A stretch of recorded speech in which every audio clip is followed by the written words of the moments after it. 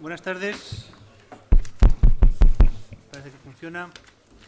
Bienvenidos a este acto y de parte de la Facultad de Ingeniería de la Universidad de Deusto.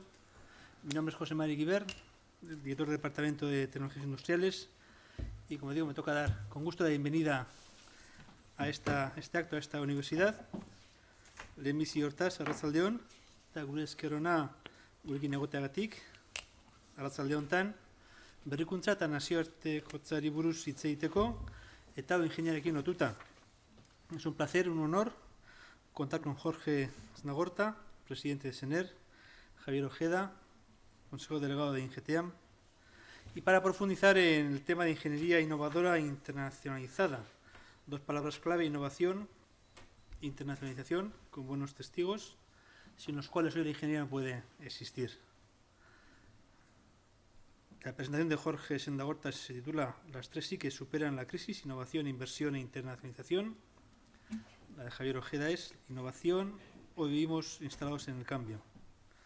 Nos presenta y modera la sesión Txema Villatek, director general de Innovasque, Agencia Vasca de Innovación. A todos los que nos lideran esta tarde, pues muchas gracias por vuestra participación, y a todos ustedes también. Esperemos que sea fructífera también y estimulante. Les dejo con Txema Villatek. Muchas gracias, José Mari. Arratsaldeon, buenas tardes a todos y a todas. En primer lugar, felicitar a la Universidad de Deusto por esta idea, por esta semana de la tecnología, que creo que es un aspecto y un tema interesantísimo, y también agradecerle la oportunidad de estar y compartir esta mesa con dos empresas internacionalizadas, y yo creo que van a ser buenos ejemplos del tema para el título que nos habéis propuesto. Las dos empresas son socias de Innovasque, que, como bien ha dicho José Mari, somos la Agencia Vasca de Innovación, que cuando nacimos hace 5 años, parece que fue hace muchísimo tiempo, no había crisis, ¿eh? Estábamos en un momento de crecimiento, llevábamos ya 10 años creciendo, y nacimos porque algunas mentes brillantes dijeron: oye, hemos pasado en 25 años, en los años 80 estábamos en una crisis también profunda, distinta a esta, y 25 años después estábamos en casi pleno empleo, con un 120% de PIB superior al de la media de la Unión Europea, y decíamos, somos una región rica, pero eso no nos garantiza el futuro. Creamos la Agencia Vasca de Innovación para despertar de ese sueño en el que podíamos quedarnos atrapados de que ser una sociedad rica, porque decíamos, la globalización, los cambios demográficos, los países emergentes, todo esto va a transformar el mundo. No pensábamos que iba a ser tan rápido.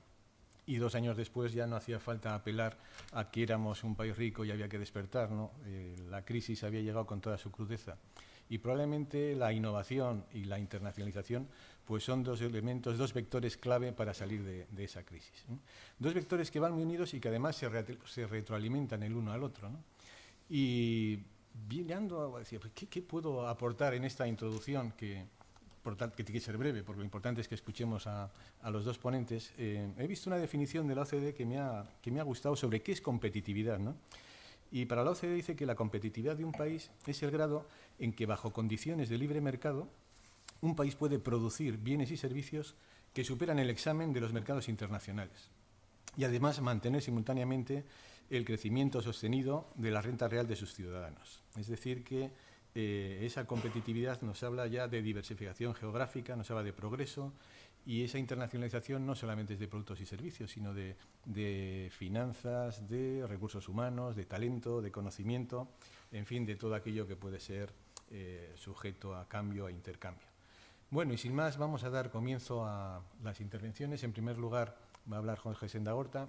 Intervendrán con una media hora a los dos y luego tendremos un turno de preguntas, ¿eh? Así que os ruego que vayáis ya tomando nota de qué preguntas vais a dirigir a los dos brillantes ponentes que vamos a tener. En primer lugar, Jorge Snagorta, que es doctor ingeniero naval de formación, presidente y consejero delegado de SENER, uno de los grupos empresariales más importantes de Euskadi y un referente internacional en ingeniería civil y arquitectura, en ingeniería aeroespacial, aeronáutica y vehículos, en energía e ingeniería naval. Las dos organizaciones tienen ya más de 50 años. En concreto, SENER nació en 1956, fecha que se me ha quedado porque es cuando nací yo, fecha interesante, y es una empresa que nació con carácter familiar y que ha mantenido esta cultura de empresa durante estos años, incrementando además las cifras de venta en estos años de crisis. Su facturación, luego nos la comentará Jorge con más profundidad, pero ronda los 1.200 millones de euros, con más de 5.000 personas de plantilla y con 3 valores: el compromiso con la calidad, con la independencia y con la innovación. Fue galardonado en 2011 como mejor empresario vasco por el liderazgo desempeñado en estas décadas en SENER, y además el año pasado asumió la presidencia de la Asociación de Antiguos Alumnos del IESE, que acoge a más de 38.000 directivos. Es un defensor de la innovación como estrategia fundamental para salir de la crisis y ha declarado que las empresas deben reinventarse y, como obligación indispensable, internacionalizarse. Pero no solo las grandes corporaciones, sino también sus proveedores. Y yo añadiría, recogiendo un poco lo que decía el segundo informe de competitividad de Orquestra, que la sociedad es la que tiene que internacionalizarse. Necesitamos personas que sean capaces de acompañar a las empresas a cualquier parte del mundo. Bueno, y sin más, le cedo la palabra a Jorge Senado. Adelante. Muy bien, pues muchísimas gracias por invitarme a estar aquí, muchísimas gracias por la presentación y gracias también a vosotros por estar aquí. Yo voy a hablar de la estrategia 3I porque la estrategia de SENER ahora se llama estrategia 3I desde hace ya unos cuantos años, y cuando me dijeron que hablara de innovación en un entorno de internacionalización, pues dije que sí por eso. Dije, bueno, pues por lo menos dos de las IS son las mías, pues digo que vengo, ¿no? Entonces, en efecto, SENER, pues ya están introducidos los números.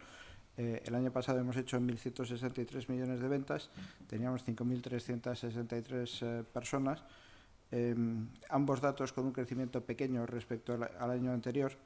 Las ventas fuera de España eran de 2/3, la propiedad de SENER sigue siendo familiar, y creemos que nuestros valores distintivos en efecto son la innovación, la calidad y la independencia. Entonces, ¿qué es la estrategia 3I? Pues la estrategia 3I es una estrategia que tiene 3 patas. Una primera I es la innovación, otra es la internacionalización y la tercera es la inversión. Y eso, como veis, suponemos que produce brotes verdes. Luego este mismo gráfico lo pintaremos de otra manera, pero el resultado deben de ser los brotes verdes. Empezando por la primera pata de la innovación, pongo una referencia que últimamente he oído ya en varios sitios, pero que a mí me sigue pareciendo adaptada a la situación que tenemos en estos momentos en España como ninguna. Y es una cita nada menos que de don Alberto de 1940, o sea que hace muchísimos años, ¿no? Y Einstein decía entonces que todos los imperios del futuro serán imperios del conocimiento, y solamente los pueblos que entiendan cómo generar conocimiento y cómo protegerlo, cómo buscar jóvenes que tengan capacidad para hacerlo y asegurarse de que se queden en el país, serán países exitosos. Y seguía diciendo que los otros, por más que tengan recursos materiales, materias primas diversas, litorales extensos, historias fantásticas, etc., probablemente no se queden ni con las mismas banderas, ni con las mismas fronteras, ni mucho menos alcancen el éxito económico. Bien, la adquisición de conocimiento, la innovación, el ser capaces de tener estos jóvenes que creen el conocimiento y que lo conviertan en productos y servicios de éxito, pues eso es lo que tenemos que hacer para salir de la crisis. Y eso se llama, pues, básicamente innovar en nuestra economía y emprender en nuestra economía. Bien, SENER. Pues SENER es una empresa muy tecnológica desde que empezó en el año 56. Fue fundada por mi padre, doctor ingeniero naval, ha sido siempre dirigida por ingenieros, prácticamente en todos los departamentos, comerciales, operaciones, todos los directores de SENER, salvo el financiero, siempre han sido ingenieros. Tenemos un concepto arraigado internamente que es muy poderoso, ¿no? Que es todo se puede hacer. SENER puede hacer cualquier proyecto.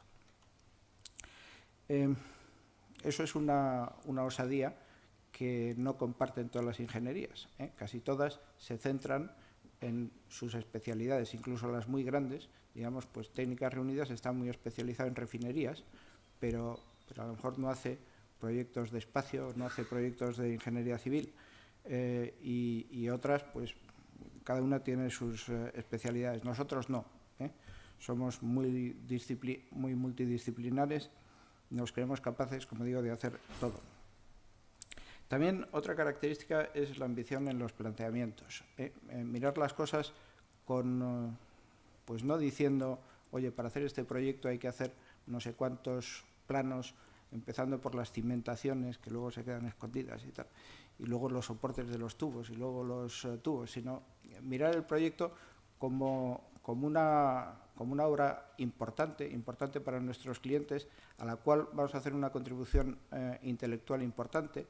Que hagamos el proyecto mejor o peor, pues va a suponer que nuestro cliente va a tener durante toda su vida pues un puente mejor, o una central térmica mejor, o una terminal de gas mejor, ¿no?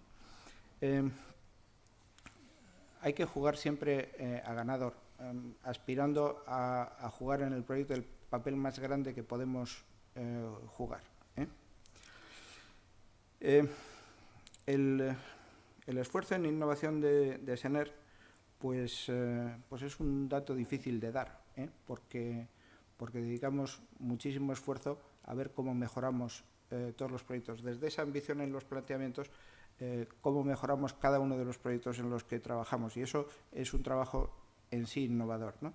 Pero digamos que por dedicación de recursos, por dedicación de horas propias a trabajos que claramente son de I+D o de pensar soluciones nuevas para nuestros planteamientos y propuestas, pues eso suma aproximadamente el 18% de las horas totales, ¿no? Bueno, toda esta forma de hacer las cosas nos ha llevado a una diversificación muy grande. Somos una empresa, si queréis, de cazadores, no de agricultores. No nos dedicamos a hacer siempre lo mismo, sino que nos gustan las cosas nuevas, las cosas que no se han hecho antes, ¿no? Bien. Sí, es que esta pantalla está muy inclinada y no se ve muy bien. En la innovación, mirad, hay un libro de unos señores que se llaman Tracy y Biersema, del año 97, que es un libro que habla de estrategia de las empresas, y dice que las empresas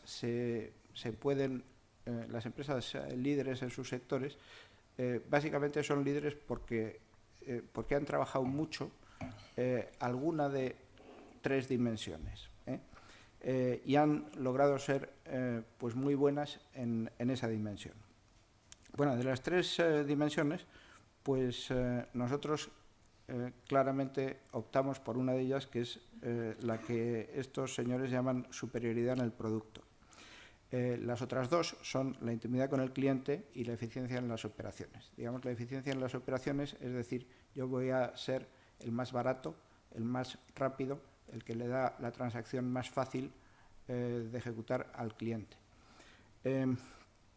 Bueno, pues nosotros eso no lo hacemos, somos un poco más caros, le damos al cliente más la lata, porque él dice, yo quiero esto, y le decimos, no, tú no quieres eso, tú quieres otra cosa que es mejor y tal, y le intentamos convencer de que quiere una cosa mejor.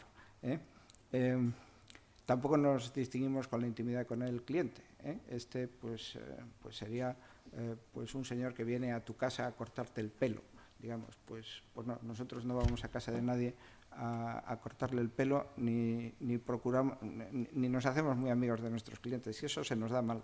Lo que se nos da bien es ser superiores en el producto, o sea, tener ingeniería de alto nivel que le ofrecemos a través de ella a nuestro cliente una solución superior. Bueno, eso requiere innovación constante, incorporación de tecnologías nuevas y de procesos nuevos todo el tiempo. Y claro, si tiene éxito esa estrategia de superioridad en el producto, pues al final tiene que terminar con un proyecto que al cliente le sorprenda porque le da más de lo que esperaba. Él decía, pues quiero un coche muy cómodo, no sé cuántos y tal, y al final le hemos dado un coche que cuando lo conduce dice, la verdad es que merecía la pena haber contratado a Sener, porque las otras alternativas pues eran buenas, pero es que esto es superior, ¿no? Nosotros también tenemos que quedar satisfechos de ese proyecto, porque si el cliente se queda muy contento y nosotros no, pues hay algo que no ha funcionado bien. Bueno, diréis, oye, esto de la superioridad en el producto es un poco arrogante, ¿no? Y sí, mirad, mi hijo Jorge se ha incorporado a Sener hace 6 meses. Este hombre es también bastante ciencia, es ingeniero del ICAI, tiene un máster en Berkeley, trabajó en General Electric, luego trabajó en FCC y se ha incorporado a Sener hace unos meses. Y cuando estaba en FCC, al otro lado de la mesa nos compraron una parte de una planta térmica, pues decía, oye, tus chicos son un poco arrogantes, ¿no? Y sí, lo somos. Eduardo Serrano, que está ahí en la segunda fila y que ha sido director general de Sener Técnica Industrial y Naval durante un tercio de siglo largo, pues esto lo identifica muy bien y se está riendo. Bueno, somos un poco arrogantes, pero también somos cumplidores, con espíritu de servicio y con una calidad alta. No puede ser superior en el producto solo con ventajas tecnológicas. La calidad del producto tiene que ser alta, digamos, por todas partes, ¿no? Bueno, todo esto nos lleva a que somos buenos en proyectos nuevos, en proyectos no hechos antes, en proyectos complejos y multidisciplinares, en generación de know-how y de propiedad intelectual, en generación de confianza. Cuando los técnicos de nuestro cliente se sientan con los nuestros, pues se dan cuenta de que están hablando con gente que sabe el problema que tenemos que tratar y que le está aportando soluciones, pues digamos de última generación y que además pues dominamos. Sin embargo, somos peores en explotación del éxito, en repeticiones. ¿Qué pasa? Pues que hacemos un proyecto novedoso y tal, y cuando lo hemos hecho 2 veces, no voy a decir que nosotros nos aburrimos, pero es que otras ingenierías pues ya ven las soluciones que aplicamos, nos copian, son más baratas y nos echan. Con lo cual siempre estamos corriendo delante de los demás, digamos. También en la explotación de la propiedad intelectual no le damos esto la atención que deberíamos, porque hay muchas invenciones, muchas innovaciones, y luego como que no le sacamos suficiente partido, ¿no? En habilidades comerciales y de comunicación. Ya he dicho antes que éramos ingenieros, muy ingenieros, o sea que esto se nos da mal de todas. También somos algo lentos en el desarrollo de nuevos negocios y oportunidades y en nuestras promociones. Bien, como veis, la innovación pues está imbuida en toda nuestra forma de ser, en la forma en la que concebimos nuestra aproximación comercial, nuestra aproximación a las operaciones, a los clientes, etcétera. Cada proyecto que llega a Sener, o cada oportunidad que llega a Sener, la miramos siempre desde el punto de vista de qué tecnologías últimas podemos meter, qué innovaciones podemos meter, cómo podemos diferenciarnos de nuestra competencia tecnológicamente, qué le podemos ofrecer al cliente que él no ha pensado en términos de soluciones técnicas, etcétera. Y eso se ha convertido en una cultura. La cultura es imprescindible para la innovación, porque aunque haya un chico muy listo que tenga unas ideas muy buenas, si luego la organización eso no lo compra, pues como la vida pasa muy deprisa estos días, pues eso se queda sin desarrollar, o no se dan cuenta hasta que es demasiado tarde en la empresa. Dicen, si hubiéramos hecho aquella cosa tan inteligente que dijo este muchacho, pues no estaríamos ahora metidos en el lío que estamos metidos, pero ya estamos metidos en el lío. Bueno, vamos con la segunda pata, que es la internacionalización. Bueno, en Sener la internacionalización empezó hace muchos años. Hace hace 30, yo me incorporé en el 86, pero hace 30, más o menos, 3 o 4 años antes, pues el modelo que había era un modelo de delegaciones y agentes. Y ese modelo, la verdad es que no funcionó, o tuvo un éxito limitado. Ahora tenemos un modelo de internacionalización que se basa en 3 patas, ¿no? Bueno, una es, y la más importante, son los productos en los que tenemos superioridad. Conseguir que un cliente te compre un proyecto de ingeniería, una solución de ingeniería, pues si conoces al cliente y has trabajado con él durante 20 años, pues tienes mucho ganado. Pero si no, pues es muy complicado. Y quizás la forma natural en Sener pues es decirle, oye, mira, yo es que te voy a dar una solución fantástica, ponme tecnológicamente fantástica, dame la oportunidad de estar con tu equipo de técnico, con tu equipo de ingeniería, y yo les voy a convencer. Bueno, y eso, como os digo, funciona y es nuestra primera fuente de éxito internacional y probablemente la más fructífera, la más importante. Bueno, la segunda es que no solamente eso funciona con el cliente, también funciona pues a través de alianzas.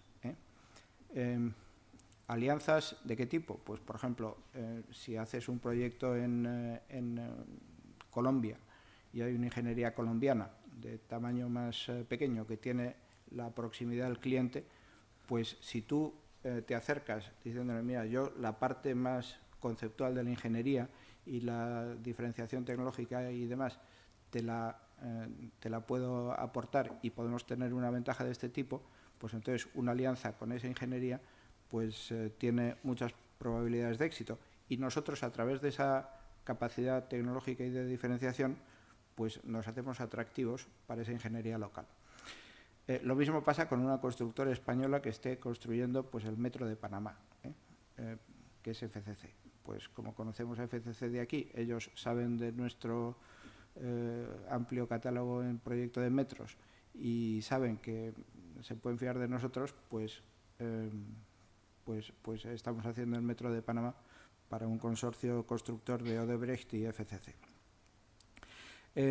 Y también con otras ingenierías internacionales, porque aunque Mott MacDonald, por decir una, que tiene, no sé, 20.000 personas o algo así, y tiene una enorme experiencia en todo el mundo, pues a lo mejor resulta que nosotros en sistemas automáticos de metro, pues tenemos un conocimiento que ellos no tienen, y entonces vamos de la mano con Mott MacDonald gracias a que ellos saben que les aportamos en una determinada disciplina pues una ventaja de conocimiento y de diferenciación importante.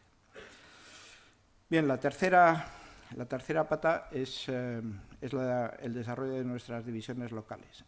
Sener, además de competir en la base de esta diferenciación tecnológica, pues está estableciéndose en un número creciente de países y ahí desarrollamos equipos de ingeniería locales que evidentemente pues nos dan luego ventaja para competir en esas geografías, ¿no? Bueno, en este desarrollo inicialmente hemos mirado hacia el oeste, hacia Portugal, hacia América. La barrera del idioma es muy importante, Hay un profesor del IESE, ya que me has presentado como presidente de la agrupación, también hay un profesor del IESE que se llama Pankaj Gemavat, que ha escrito un libro que se llama World 3.0, el mundo 3.0. Y en ese libro pues explica cómo la distancia, vamos a decir, comercial, las barreras que tienen las empresas no solamente dependen de la distancia geográfica, sino de factores de regulaciones, de culturas, incluso de religiones y de muchos tipos, ¿no? Uno de ellos es el idioma, obviamente. Y hablando español, pues yo creo que casi todas las empresas españolas habéis visto que nos vamos a Portugal, América, y luego ya pensamos en otros sitios, ¿no? Y en efecto, pues más recientemente hemos empezado a mirar también al este, a Polonia, Argelia, al Golfo Pérsico, Japón, India, etcétera. ¿Cómo funciona esto? Pues mirad, si esto, por ejemplo, es una fotografía de la obra de la planta de Sagás. Sagás es una terminal de gas natural licuado. Tenía una parte de terminal marítima en la cual se recibe de barcos LNG el gas licuado, que sabéis que se licúa a 160 y tantos grados bajo cero. Eso se bombea a estos tanques, se almacena ahí y luego hay una planta de regasificación que lo inyecta en la red. Bueno, todo ese complejo, la terminal marítima, los tanques y la planta de regasificación, pues fue un llave en mano. Hicimos nosotros todo el proyecto y la construcción en consorcio con ACS. Bueno, pues ese proyecto que hicimos en España pues nos colocó en una posición digamos, de ventaja, porque a través de ese proyecto y de algunos otros, ahora estamos haciendo el cuarto tanque de BBG aquí en Bilbao y hemos hecho proyectos para Enagas en Barcelona y el anteproyecto del Musel en Gijón, etcétera. Pero bueno, aquí, como estamos pasando de España a la internacionalización, pues digamos, gracias a este tipo de referencias en España, luego conseguimos hacer la terminal Gate, que ha sido distinguida con el premio a la mejor obra europea en el año 2012, y que es esta terminal que se ve aquí. No es todo lo que se ve, porque esto es todo un puerto, pero... ¡Epa! Uy. A ver. El rayo es esto. Estos serían los tanques. Esto de aquí serían los tanques. Esto sería un barco LNG en uno de los yetis. Este sería el otro yeti para el segundo barco LNG y la planta de regasificación va ahí. Bueno, esto, por daros una idea, es un proyecto de 800 millones de euros, o sea que es una obra francamente importante. No es el único. Ahora estamos haciendo una terminal parecida en Dunkerque y nos acaban de adjudicar otra en Zeebrugge, en Bélgica. Bueno, esto es una planta termosolar. Hemos hecho en España, creo que son 23 plantas termosolares, que son prácticamente la mitad de todas las que se han hecho, y gracias a un esfuerzo importante en I+D y en la industrialización de todo este proceso de hacer las plantas, porque es necesaria esa industrialización para que sean cada vez más baratas, pues os pongo aquí, por ejemplo, el caso de la planta Genesis de Nextera en Estados Unidos. Es una planta de 280 megavatios que estamos haciendo para Nextera, ¿no? Hay otras en el extranjero, nos han dado una en Sudáfrica, otra en Marruecos, estamos haciendo dos en India, etcétera. A ver. Bueno, esto son las hoces del Cabriel y el paso del AVE por las hoces del Cabriel. Veis aquí un puente muy bonito con gran luz, una auténtica joya del cálculo de estructuras para el paso del AVE, ¿no? La experiencia adquirida en el AVE, pues no solamente la estamos aplicando en otras geografías, sino que también, esto es típico de Sener, pues hemos buscado la forma de ir mejorando nuestra oferta de AVE. Y aquí os pongo un ejemplo, si queréis, un poco tonto, que son traviesas aerodinámicas. ¿Qué es esto de las traviesas aerodinámicas? Pues mirad, cuando el AVE circula por una vía por una vía de balasto a una velocidad de 300 kilómetros por hora o más, las piedras del balasto empiezan a levantarse del suelo y pegan al tren por debajo y hacen como un granallado de los bajos del tren, pero un granallado con piedras de balasto, que son así de grandes, ¿no? Entonces, no se puede circular de esa manera. Con lo cual, nuestro equipo de fluidodinámica se metió con el problema y patentamos unas traviesas, que fue una solución a la que llegaron, que tienen una aerodinámica mejorada y consiguen que el balasto, en lugar de levantarse a 300 km por hora, pues se levante a 350 km por hora, con lo cual le has ganado 50 km por hora al tren, solo colocando unas vías que lo único que hay que hacer es cambiar el molde de hormigón con el que las haces, ¿no? Bueno, y tienes un producto que es exportable, por cierto. No exportas las traviesas, exportas la tecnología, y cada traviesa que hacen pues te pagan no sé cuántos céntimos de euro por ella, ¿no? Esto de aquí es el submarino S-80 que está construyendo Navantia en estos momentos. Navantia utiliza para el diseño y construcción del submarino un sistema de software que se llama Foran, que lleva a Sener desarrollando pues 40 años, 40 y tantos años. Digamos que se modeliza todo el submarino con su estructura, sus cables, tubos, equipos, etcétera. Y luego eso se utiliza no solo en la fase de diseño, sino también en la de construcción. Bueno, pues gracias a las referencias con Navantia y a otras muchas a lo largo de estos 40 años, pues el portaaeronaves, los nuevos portaaeronaves ingleses de la clase Queen Elizabeth, que está construyendo British Aerospace, pues también se están proyectando y construyendo con el sistema Foran, con tecnología de aquí, de Guecho, originalmente. Bueno, esto es también un proyecto parcialmente español, es un consorcio en el que participa España para construir el avión de transporte militar A400M. ITP, que es una empresa de nuestro grupo, pues es la encargada de hacer la turbina de baja presión de ese motor. La turbina de baja presión es el último módulo del motor, tiene un valor aproximadamente del 20% del motor. Bueno, y eso se hace aquí en Zamudio.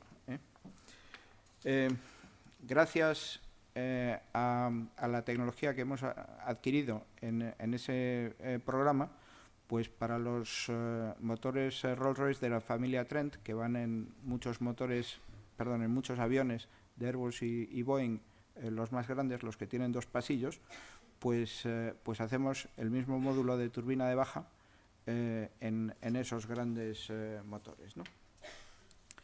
Bueno, o sea, como veis, el haber tenido la posibilidad de hacer las cosas con nuestros clientes más próximos, inicialmente clientes españoles, nos ha dado la oportunidad de desarrollar tecnologías que luego podemos utilizar internacionalmente.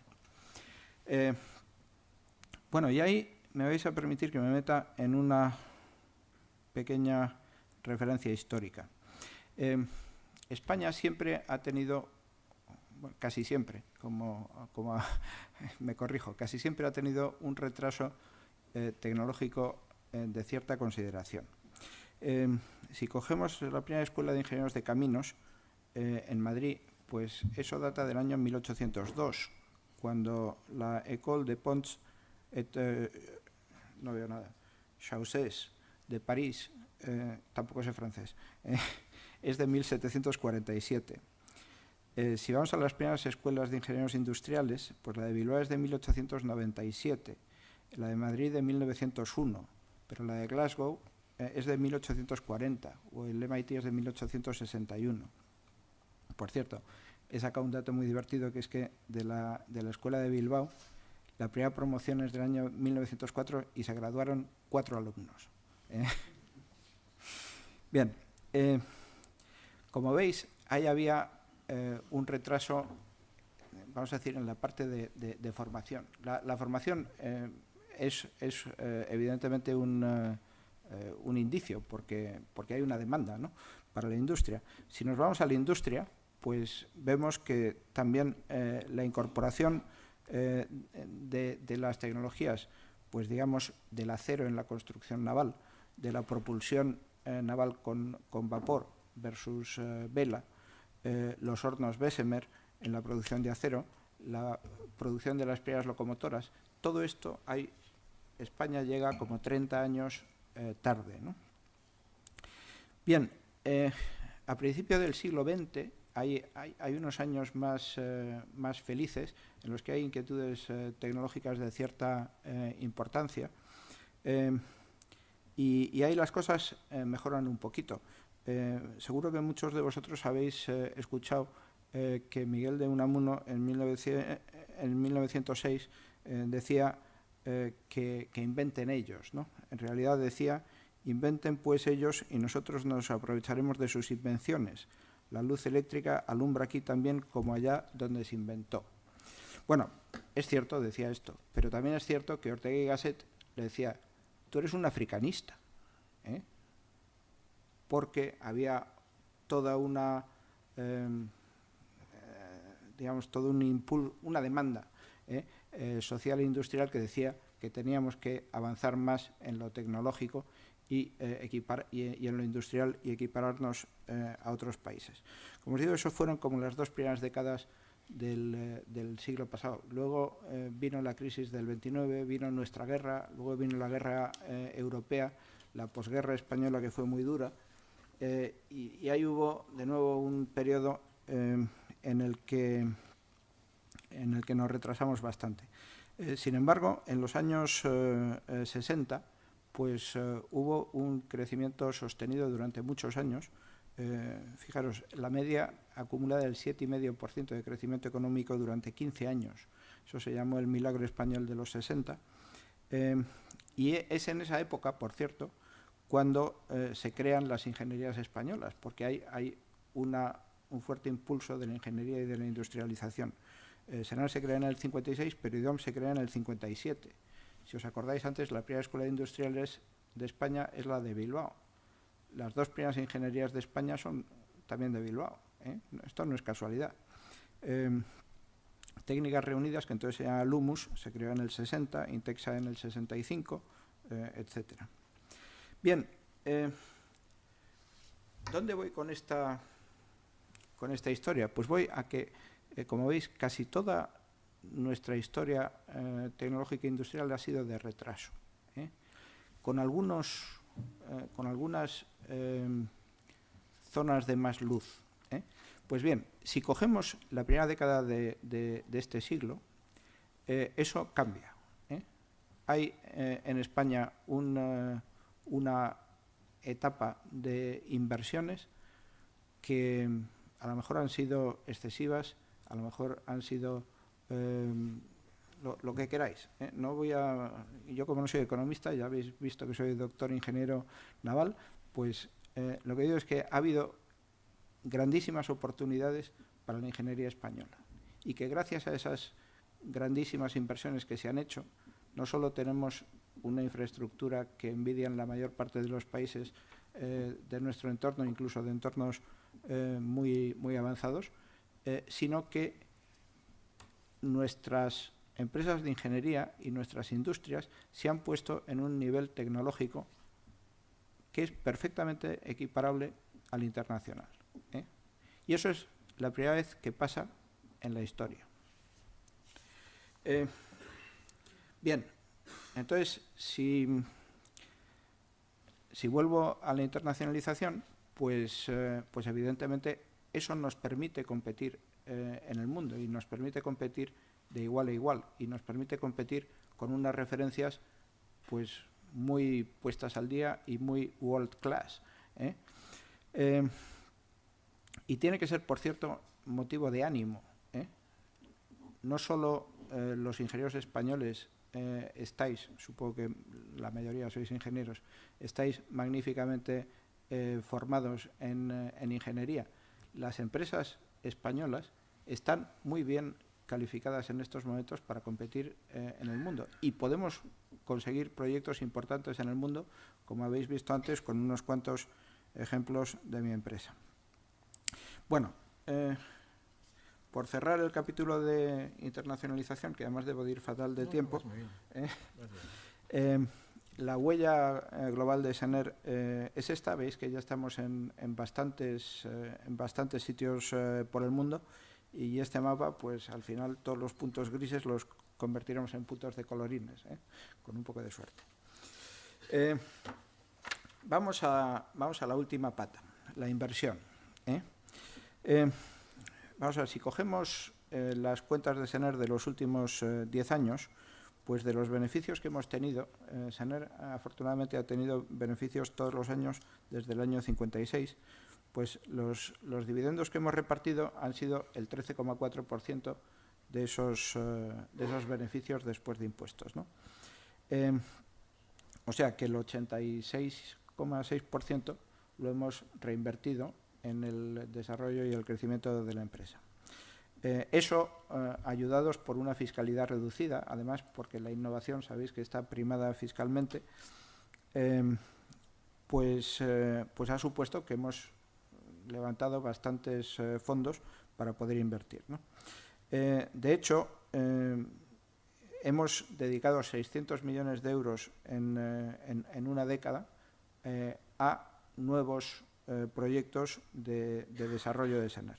Y con esos 600 millones de euros, pues además los hemos apalancado con fondos de socios. No hemos hecho las cosas nosotros solos, sino que hemos invitado a otros socios a acompañarnos, y también con estructuras de Project Finance.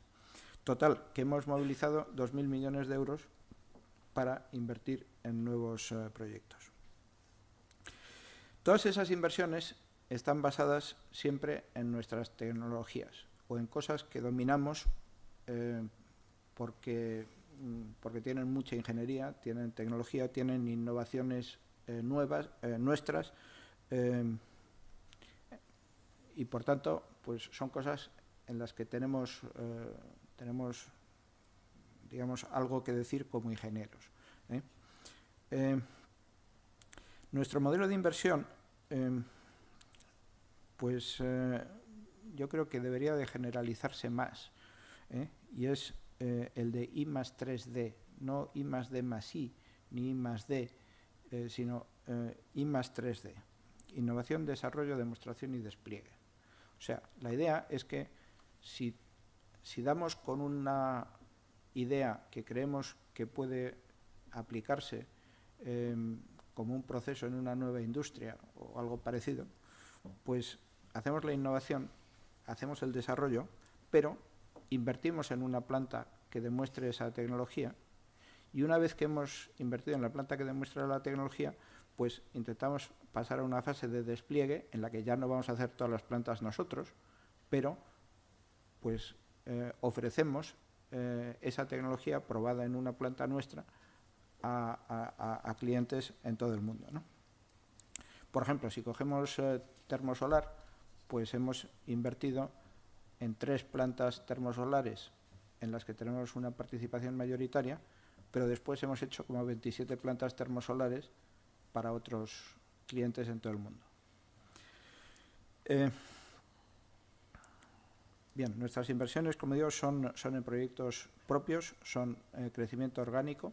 Rara vez compramos cosas, menos del 2% de todo lo que hemos invertido en esta década se ha dedicado a adquisiciones. Han sido todo cosas hechas desde cero. Pocas repeticiones, porque no tiene sentido. Lo que nos gustaría sería repetir muchas veces para los clientes, pero a nosotros nos interesa invertir en la fase de demostración y luego dedicarnos a otra cosa, ¿no? Casi nunca hacemos desinversiones. ¿Por qué? Pues porque una vez que tienes tu planta, pues hay procuras, digamos que tienes un buen taller para meter nuevas innovaciones y tienes el feedback de la operación de esa tecnología, ¿no? Y eso no lo quieres perder, ¿eh? Bueno, todo eso ha dado lugar a que el grupo hoy tenga esta configuración. No os voy a aburrir con ella. Hay una división de ingeniería y construcción, hay una división de aeronáutica, que esencialmente es ITP, que fue una promoción de Sener, y se dedica a los motores de aviación, y hay una división de energía y medio ambiente, donde tenemos pues plantas de tratamiento de residuos y plantas de generación eléctrica con renovables. Bien, y vuelvo al principio. Como veis, nuestra estrategia es tres patas, pero la innovación es un poco la fuente de las demás. La innovación es la que nos da ventajas creíbles para competir en mercados en los que no somos conocidos, pero gracias a que vamos con un producto superior, pues hay clientes que nos compran ese producto superior en sitios remotos. La innovación es también la fuente de nuestras inversiones, de las ideas para nuestras inversiones, y luego también nuestras inversiones, una vez que están operativas, pues son nuevas fuentes de innovación. Y diréis, oye, esto pues como teoría está muy bien, pero ¿los números funcionan? Pues mirad, sí, los números funcionan. Si cogemos el periodo 1986 a 2012, que es un periodo largo, y cojo ese porque yo me incorporé a SENER en el 86, pues las ventas han crecido 15,7% anual acumulativo, la generación de caja 21,6% anual acumulativo, las personas se han multiplicado por 10 veces y media, y si cogemos solo el periodo de la crisis, o sea, desde el año 2007 hasta el 2012, pues las ventas han crecido menos, pero han crecido un 9,1% anual acumulativo, la generación de caja un 9,1% y las personas se han multiplicado por 1,30. O sea, la estrategia 3I, creedme, funciona. Y nada más. Muchas gracias y estoy a vuestras preguntas.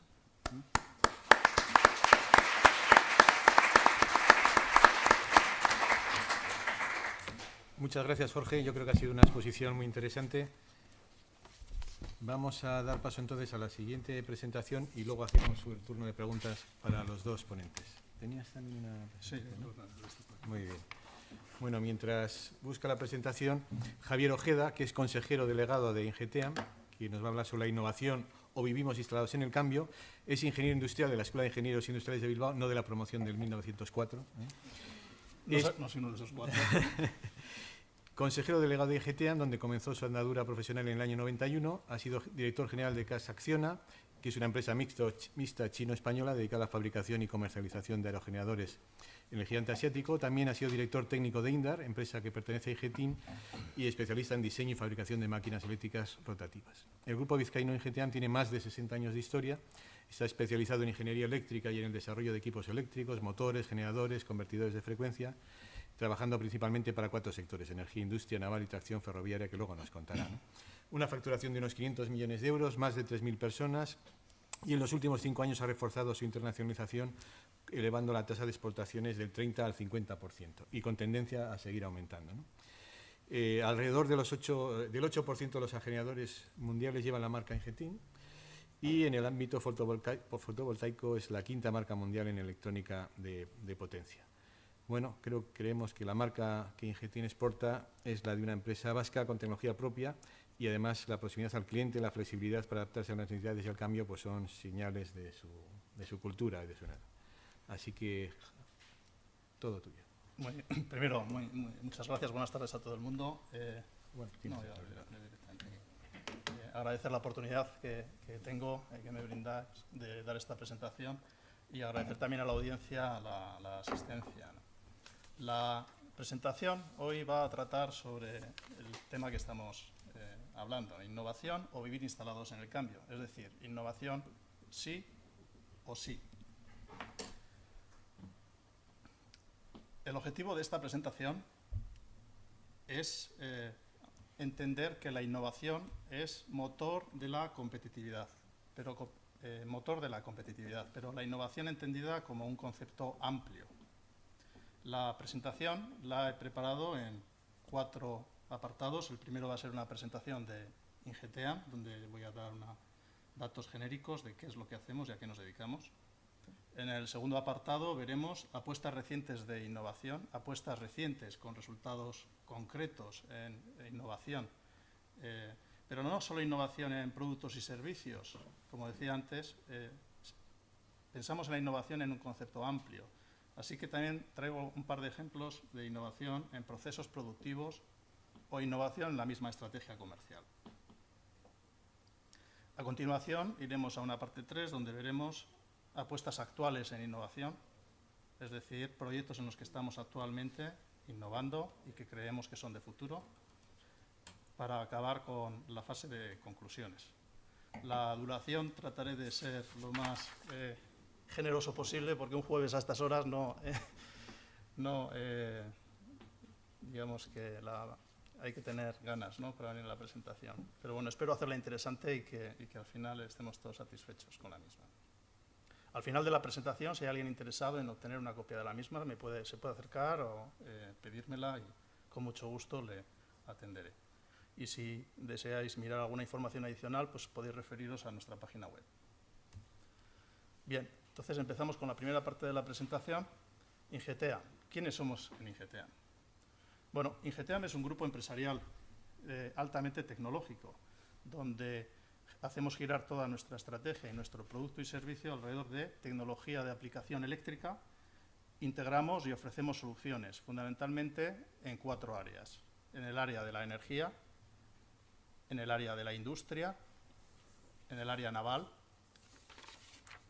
y en el área de tracción ferroviaria. Esas soluciones que aportamos en esas distintas áreas están basadas en productos que desarrollamos y que tienen un contenido también tecnológico. Estamos hablando de productos de electrónica de potencia, convertidores, inversores. Estamos hablando de productos en electrónica de control y, como no, pues máquinas eléctricas rotativas. Siempre hay que poner el adjetivo de rotativas porque un transformador también puede serlo y no hacemos transformadores. Hacemos motores y generadores en Indar, que es una empresa con larga experiencia y que está radicada y ubicada en Beasain. Y también hacemos bombas sumergidas. Claro, al ser un grupo esencialmente tecnológico, pues tenemos una fuerte actividad en I+D e innovación. Y tenemos que tener I+D e innovación en la ingeniería aplicada y soluciones y también en producto. Así que tenemos en el área de la energía, podemos ver que ofrecemos soluciones en fotovoltaica, con inversores fotovoltaicos o sistemas de acumulación de energía en plantas fotovoltaicas, en la energía eólica, donde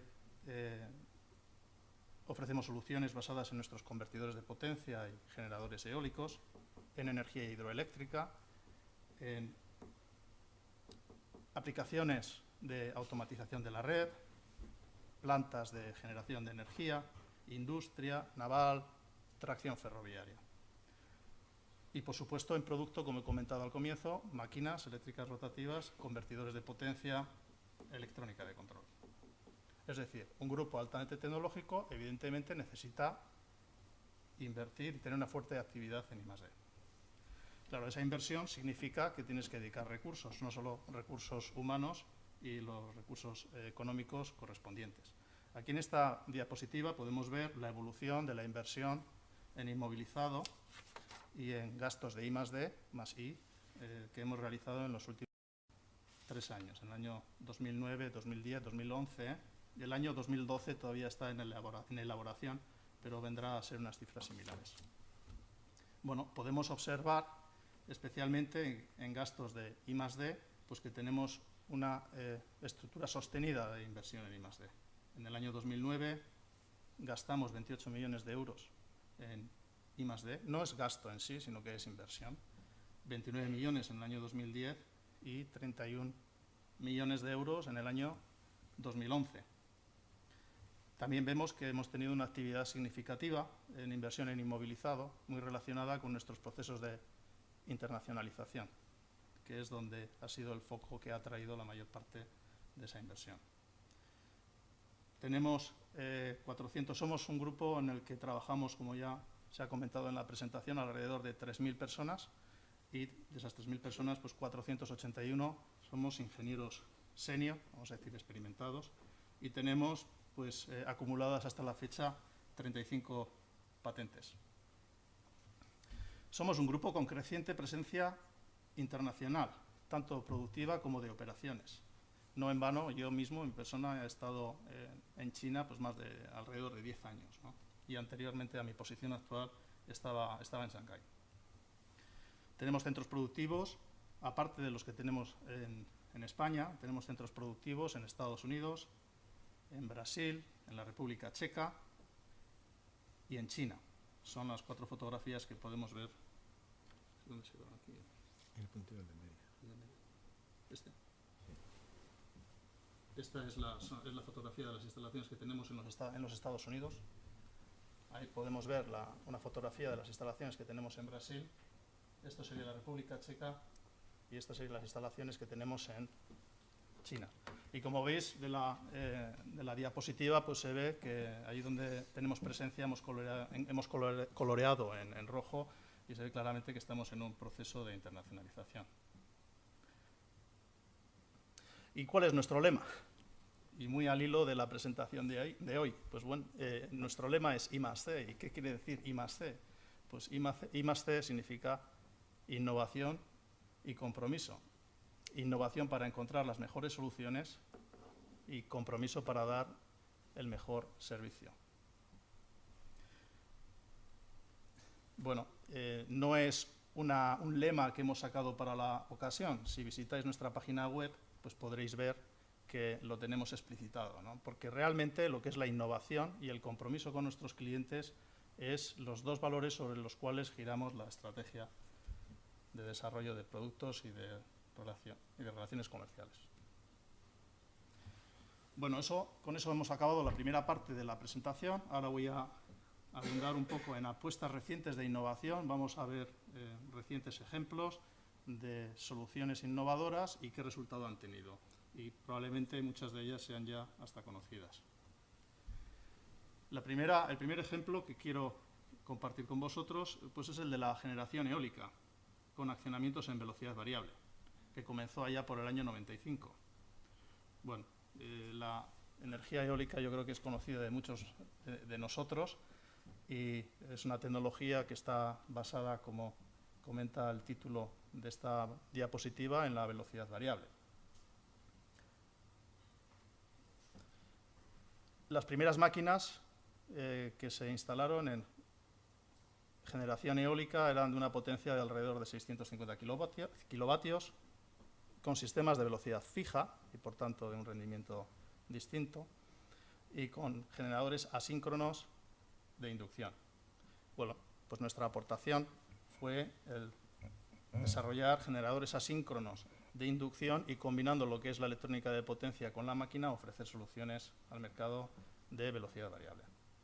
También hemos innovado y desarrollado soluciones en lo que se llama en inglés full converter, que son equipos que manejan toda la potencia y que están especialmente diseñados pues, para generadores síncronos. Bien, aquí tenemos una diapositiva donde podemos ver algunos detalles técnicos de lo que es un aerogenerador, pero yo creo que excede un poquito el objetivo de la presentación de hoy. Lo que sí que quería ver y observar es, en esta diapositiva, vemos cuál es la potencia eólica instalada, cuál ha sido la evolución de la potencia eólica instalada a lo largo de los últimos años. Y entonces vemos pues, que realmente podemos decir que esta tecnología se dispara pues, allá por el 2003-2004, cuando nosotros habíamos ofrecido ya soluciones y nos hemos podido, de alguna forma, beneficiar de esa innovación, hasta tal punto que a fecha de finales del año 2011, pues 20.000 megavatios de potencia eólica instalada a nivel mundial tenían algún equipo de INGTEAM, o bien los generadores, o bien los convertidores, o bien otros equipos de control, lo cual es bastante significativo. Estamos hablando que un 8% de la potencia instalada a finales del año 2011 incorporaba equipos de INGTEAM.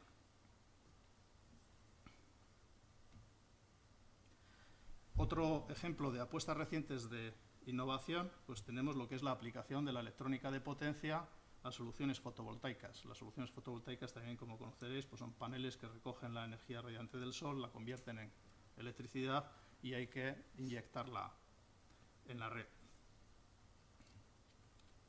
Bueno, pues a finales de los años 90 estuvimos haciendo investigación e innovación en este tipo de productos de electrónica de potencia aplicada a generación fotovoltaica, diseñando pues, los primeros inversores.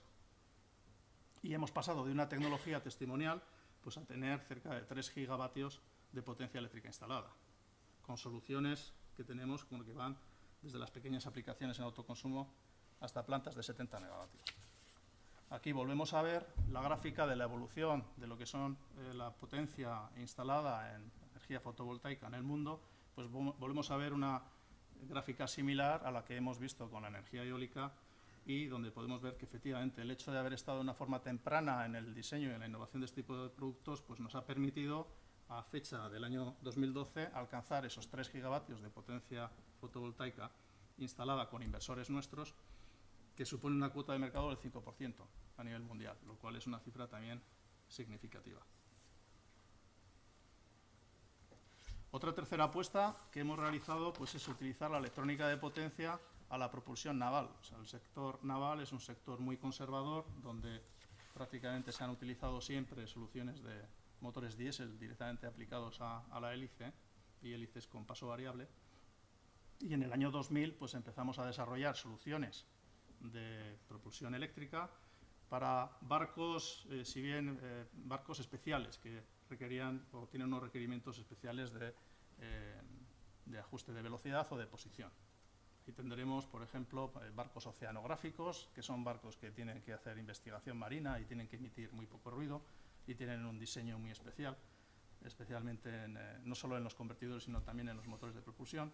Dragas, hay muchos barcos en el ámbito de lo que es la exploración de petróleo y extracción de gas, que se necesitan tener lo que se llaman offshore support vessels, que lo que son barcos que, digamos, dan servicio a las plataformas offshore, barcos cableros, etcétera, o buques con grandes prestaciones, con posicionamiento dinámico.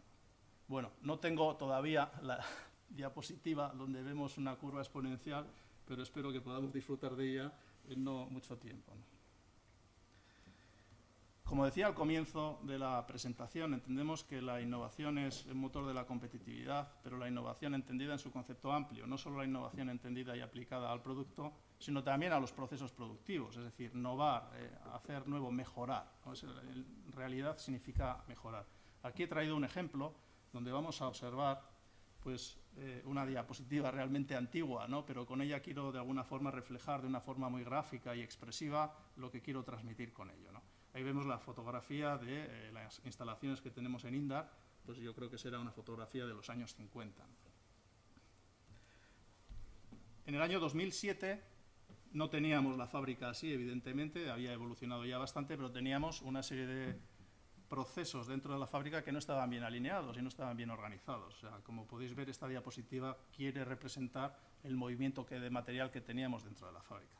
Bueno, pues decidimos hacer una organización en minifábricas dentro de lo que es la propia fábrica, ordenando la producción y haciéndola bastante más efectiva. Y bueno, aquí he querido traer una fotografía de lo que son las instalaciones de Indar a día de hoy. Es decir, innovación también, no solo en el producto, sino también en los procesos. O sea, tenemos que mejorar porque la idea final es ser más competitivo. Aquí, continuando con apuestas recientes de innovación, pues he querido traer otro ejemplo, que es el de internacionalización. O sea, innovación como hacer algo nuevo, algo que te permite ser competitivo y al final seguir creciendo.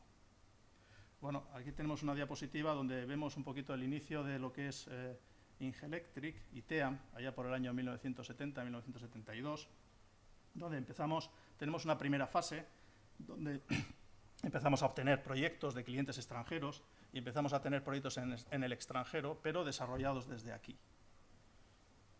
Proyectos en lo que es Brasil, Sudáfrica, Malasia, China, Holanda y Bélgica. Esta fase, vamos a decir, que va desde el año 72 pues, hasta el año 90 aproximadamente.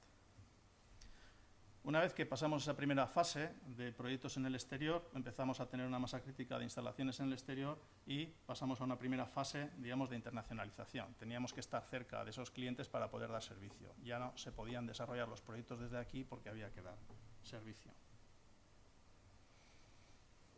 En la fase en la que estamos ahora, estamos en una fase de apertura total de mercados. Estamos abriendo centros productivos, tenemos, como hemos visto antes en la diapositiva de internacionalización, tenemos centros productivos pues, en China, en Estados Unidos, en Chequia, en Brasil, además de los que tenemos en España. Bueno, quiero reflejar con ello también el concepto de que tenemos que ser dinámicos si queremos ser competitivos.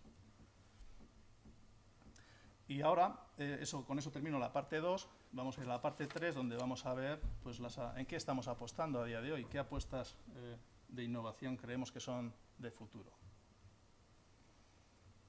Bueno, pues una de las apuestas que estamos realizando y que creemos que va a tener mucho futuro pues es la electrónica de potencia aplicada a la red. Como podéis observar, y explicaba al comienzo de la presentación, toda nuestra estrategia gira en torno a aplicaciones de ingeniería eléctrica a determinados segmentos, energía, tracción, industria o propulsión marina, pero basada siempre en lo que es el producto, siempre en la electrónica de potencia y en la máquina eléctrica y en la electrónica de control. Bueno, pues aquí se nos ofrece un campo muy apasionante porque todo lo que es la penetración de energías renovables, las energías renovables son muy pulsantes, la energía eólica, el generador eólico puede generar energía en la medida que sopla el viento, pero el viento son ráfagas de viento, entonces eso hace que la energía que se está inyectando en la red sea pulsante y eso hace que lo que es el sistema eléctrico pierda estabilidad. Bueno, pues la electrónica de potencia aplicada a este tipo de soluciones va a laminar de alguna forma todos esos picos, aportando estabilidad en la red.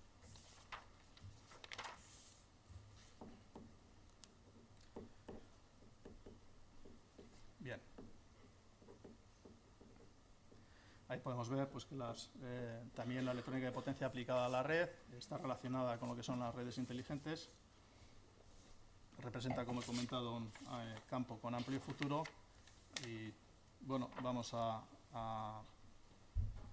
detectamos que esas necesidades de aplicación de la electrónica de potencia en la red, pues vemos 3 áreas de trabajo muy interesantes, como son los redireccionadores de flujo, es decir, utilizar la electrónica de potencia para dirigir el flujo de energía eléctrica a través de una línea o de otra en función de la gestión de las líneas. O sea, si quieres llevar la potencia, ahora la potencia se distribuye en función de las cargas, ¿no?, que tiene la propia línea y de las cargas finales, pero utilizando la electrónica de potencia podemos modificar la impedancia aparente y hacer que la energía circule por donde interesa más que circule. Sistemas de almacenamiento de energía, como he comentado antes, para laminar los picos de generación eólica, no solo eólica, sino también, por ejemplo, fotovoltaica. O sea, la fotovoltaica, que parece que es una energía que bien, cuando hay luz solar se genera, pero también tiene sus oscilaciones, porque vienen nubes que hacen que puntualmente la energía generada caiga. En cuanto aparece la nube, dejas de generar energía eléctrica. Entonces, los sistemas de acumulación de energía basados en la electrónica de potencia pues pueden resolver ese tipo de instalaciones. Y luego también, evidentemente, utilizar la electrónica de potencia pues, para sistemas de compensación de reactiva. O sea, al final, compensar o controlar el factor de potencia. Otro tercer área o producto donde vemos un gran futuro es en sistemas de eficiencia energética. O sea, todo lo que son trenes urbanos o metros, pues al final los metros están arrancando y parando, hay un intercambio de energía, pero hay una pérdida de energía. Parte de la energía se disipa en resistencias en lo que es el tren. O sea, aprendemos de la escuela de que la energía que uno necesita para acelerar la obtiene del que está frenando, ¿no? Eso no coincide siempre simultáneamente. Y hay una posibilidad que es utilizar la electrónica de potencia para esa energía, evitar que se disipe en las resistencias que van en la unidad móvil e inyectarlo a la red. Bueno, aquí tenemos un poquito la descripción de lo que acabo de comentar, ¿no? Otro área de bastante interés pues es el tema de la movilidad, digamos, el vehículo eléctrico. Es decir, tenemos un modelo a día de hoy que está muy basado en lo que son las energías fósiles, en el petróleo y en la gasolina. Y bueno, pues todos hemos oído hablar del cambio climático y hemos oído hablar de que las fuentes de energía basadas en combustibles fósiles, pues tarde o temprano se acabarán, ¿no? Y se irán encareciendo poco a poco.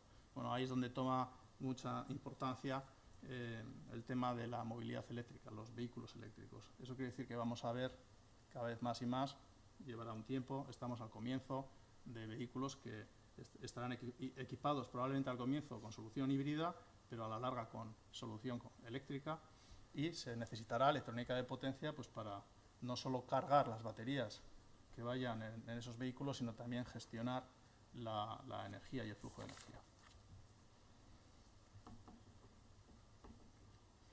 Bien, es lo que vemos aquí en esta diapositiva, de alguna manera. Habrá Habrá cargadores lentos, cargadores rápidos, habrá distintas soluciones que, bueno, creo que tampoco tiene sentido entrar a analizar ahora en detalle. Bueno, cargadores lentos, semirrápidos y rápidos. Bueno, con esto acabamos la parte 3 y llegamos ya a la parte 4, conclusiones, que como no puede ser de otra manera, pues concluimos que la innovación es motor de competitividad y por tanto de crecimiento, que la innovación es un concepto general que es aplicable no solo a productos y soluciones, sino también a procesos y a estrategias, o sea, es el concepto en sí de competitividad, y que para seguir creciendo, una de dos, o innovamos o vivimos instalados en el cambio, que es innovar. Así que Ingeteam, una empresa innovadora, una empresa I+D. Muchas gracias por vuestra atención. Eso ha sido todo.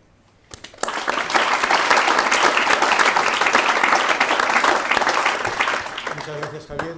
Bueno, la verdad es que estaba atento a ver si alguno se dormía y nadie se ha dormido, o sea que las exposiciones han sido interesantes. He visto algunos que incluso tomaban apuntes, creo que Joseba Jaloriza les va a poner un examen a los alumnos porque he visto algunos que tomaban apuntes, muy interesante y con mucha concentración. Bueno, tenemos ahora 25 minutitos para preguntas, que yo creo que seguro que tenéis un montón. Yo tengo un montón de ellas, así que si no se animan aún ninguno, enseguida empiezo. Venga, ¿quién tiene alguna pregunta para estos? Creo que además hemos visto dos estrategias distintas, ¿no? A mí me ha encantado eso de que todo se puede hacer y además Sener lo puede hacer bien. Y eso que estáis en Algorta, si vais a estar en Bilbao, no sé.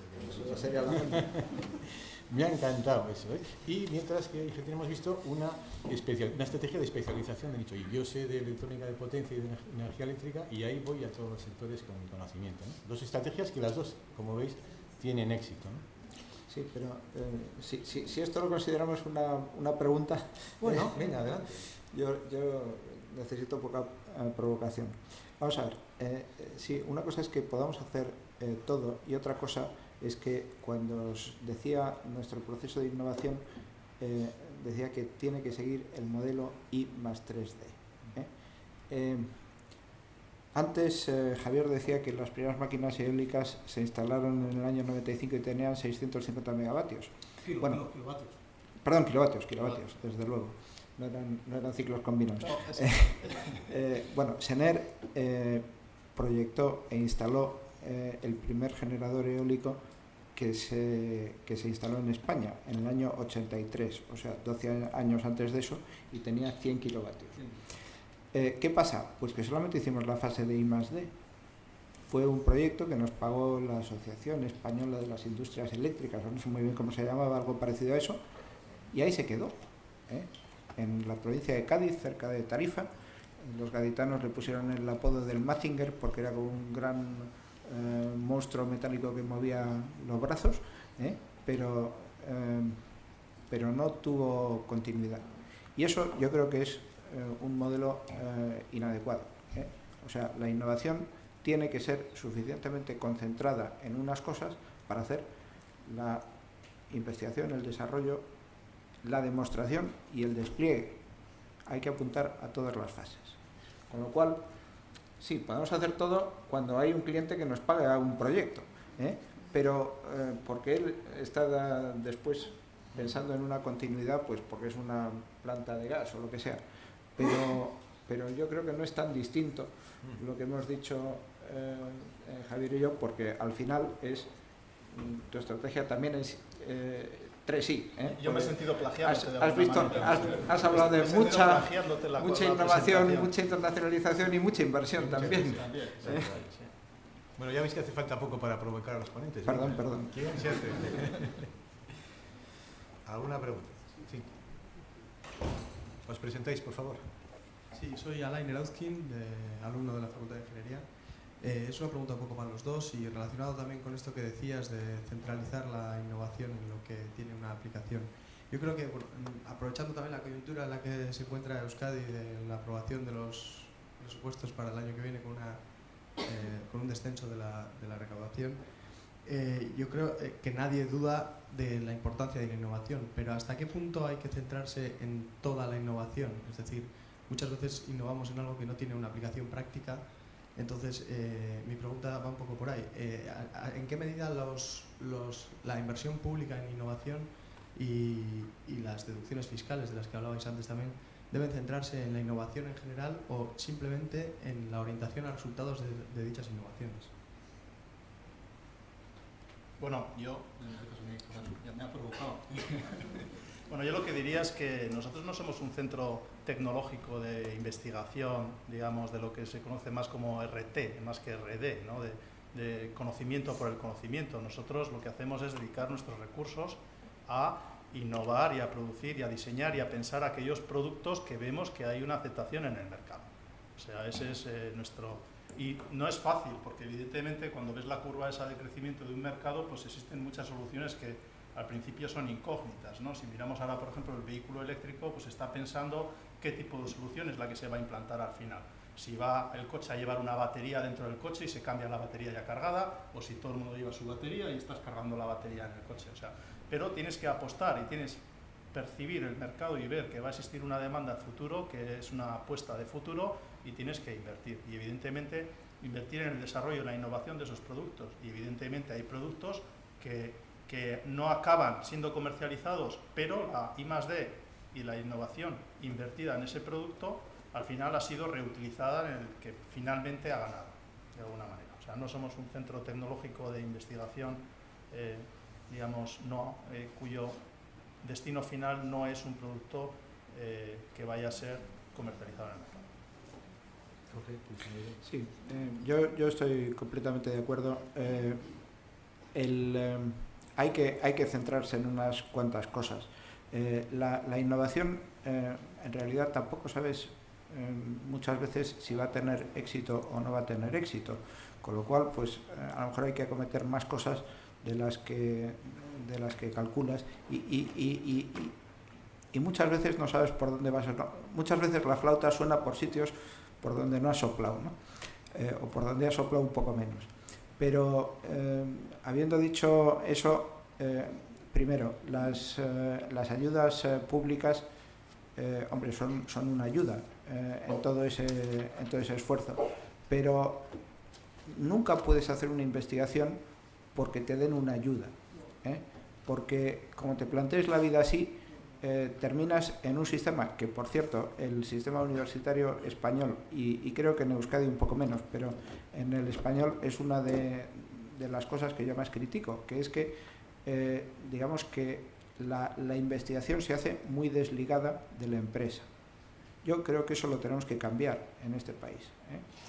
La investigación en las universidades tiene que estar mucho más orientada a la industria y a cosas con un poquito de aplicación plausible, aparte del desarrollo de la ciencia, que también, os recuerdo que soy doctor y además especialidad hidrodinámica aplicada, o sea, imaginaros.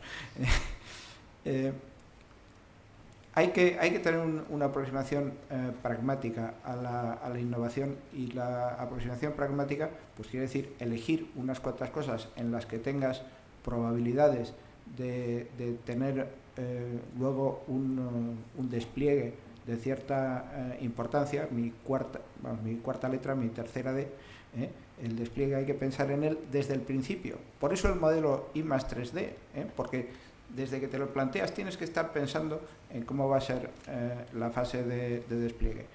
Bueno, y si ahí te ayudan un poquito fiscalmente, pues oye, estupendo. Pero, como digo, eso no es demasiado relevante en todo el proceso.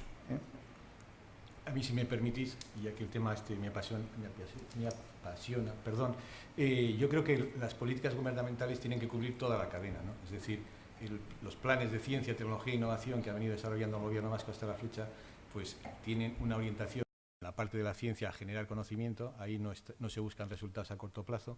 La parte del desarrollo tecnológico, que desde los centros y las corporaciones se desarrollan también con objetivos y con resultados a corto y a medio plazo. Luego están las ingenierías y las empresas, que lógicamente el objetivo de su innovación tiene que ser obtener resultados a muy corto plazo, ¿no? Porque están jugando en el corto plazo, ¿no? Por eso digo que no es hablar de innovación en genérico, es decir, innovación desde la universidad, desde las corporaciones, desde las empresas. Bueno, y ahí Joseba, que ha sido director de política durante muchos años en industria, pues nos podría decir muchas cosas. Una buena pregunta, sí. Yo por daros un correcto.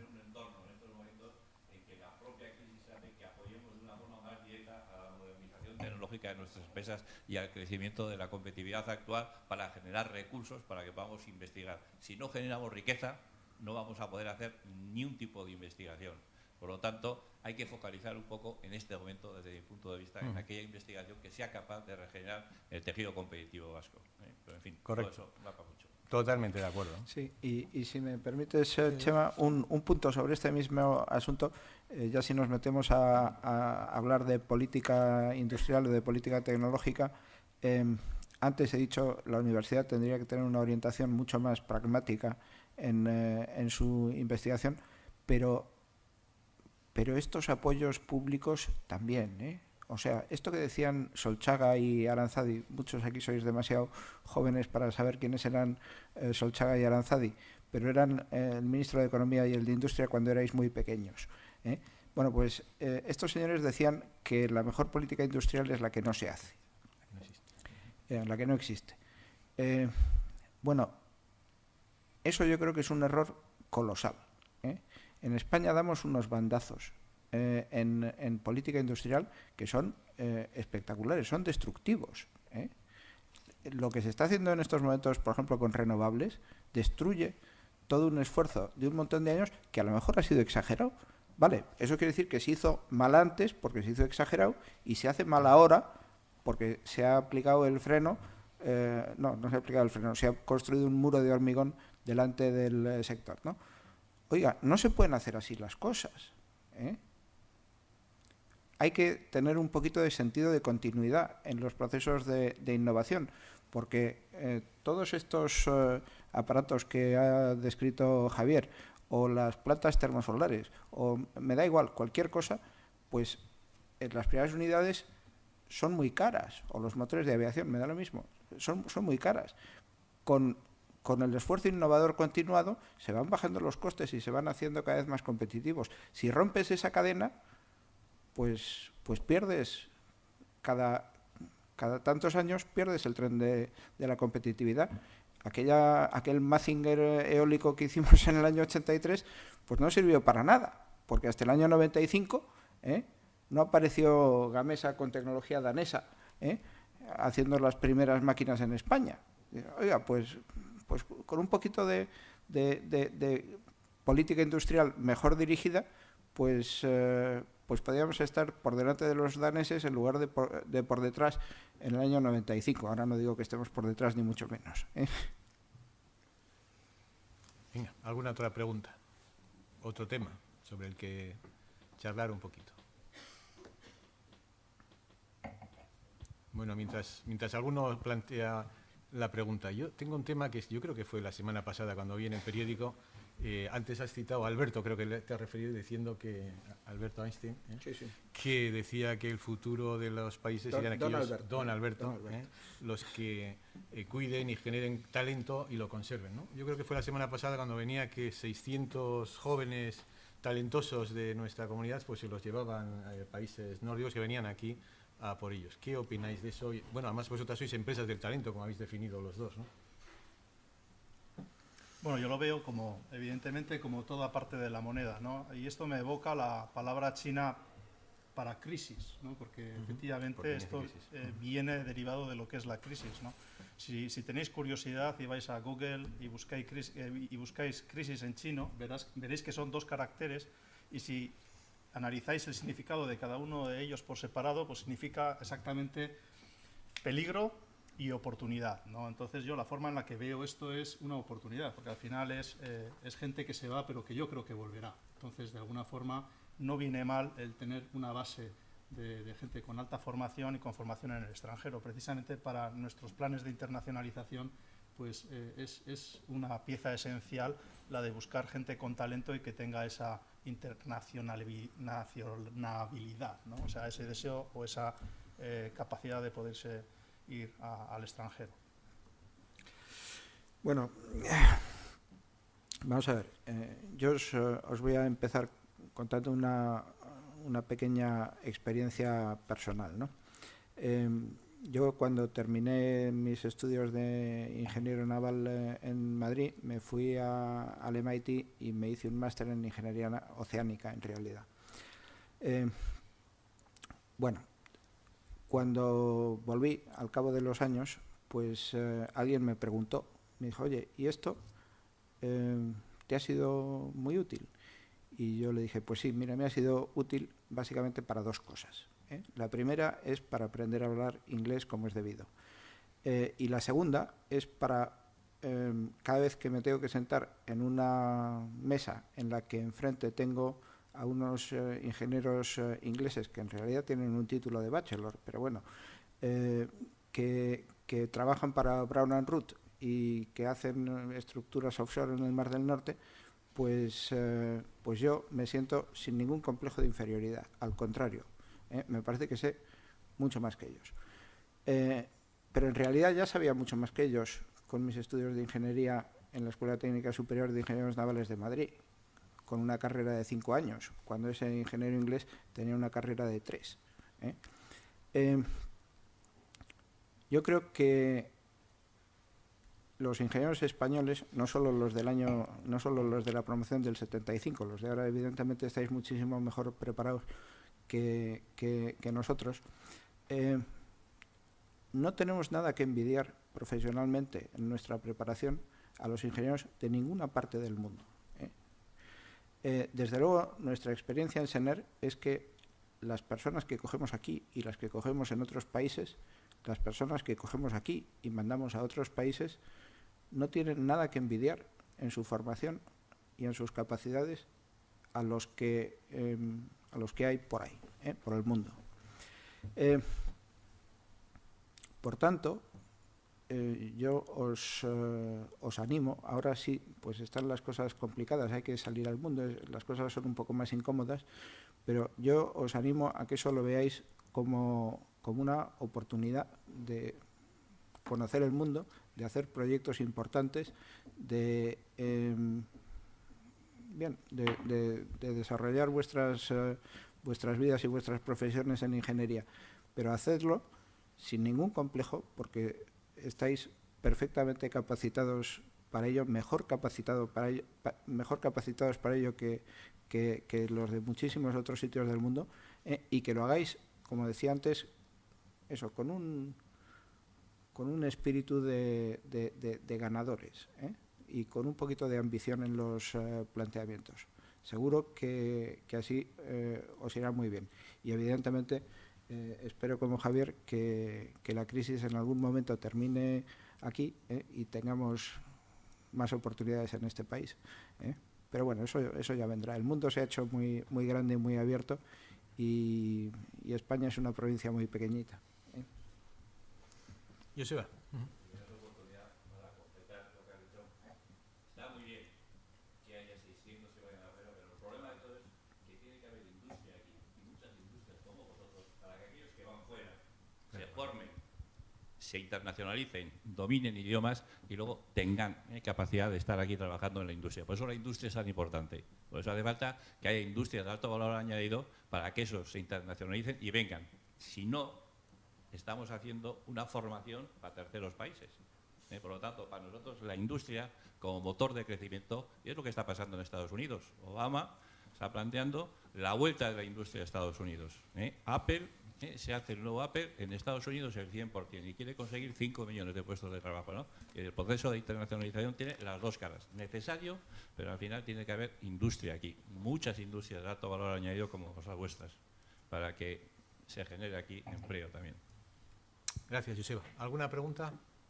¿Algún otro tema? Por ejemplo, para la internacionalización, ¿importa el tamaño? Ya sé que vosotros sois grandes, ¿no? Pero los pequeñitos que siempre dicen, es que esto de salir fuera es complicado. ¿Importa el tamaño? ¿Cuáles son las dificultades mayores con las que se puede encontrar una empresa a la hora de internacionalizarse? Bueno, la primera dificultad es que tienes que ser competitivo en el mercado en el que vas. O sea, tienes que al final tener un producto que lo puedas meter en el mercado, y probablemente la primera dificultad es la de obtener esas primeras ventas en ese mercado, que te faciliten luego una implantación posterior. Yo creo que ese es la primera venta, ¿no? Sí. Sí, mira, a mí la presentación corporativa que más me ha impresionado en mi vida es la de un señor alemán muy rubicundo, que en Stuttgart me presentaba su empresa con 2 transparencias que eran 2 esquemas en DIN A4. Uno era de fittings para tubos de sistemas neumáticos de frenado para camiones, y el otro era lo mismo pero para sistemas hidráulicos, también de frenado para camiones, y eran pues 2 esquemas en los que era una tuerquecilla tal con su rosca y tal, y se suponía que eso se adaptaba al tubo, ¿no? Y decían, nosotros esto es lo que hacemos, tenemos el fitting hidráulico y el fitting neumático y nada más, y eran líderes en el mundo en eso. Decía algo así como que de los camiones del mundo, pues el 83% llevaban sus fittings en esos sistemas. Eso quiere decir que realmente no tienes que ser muy grande para competir en el mundo.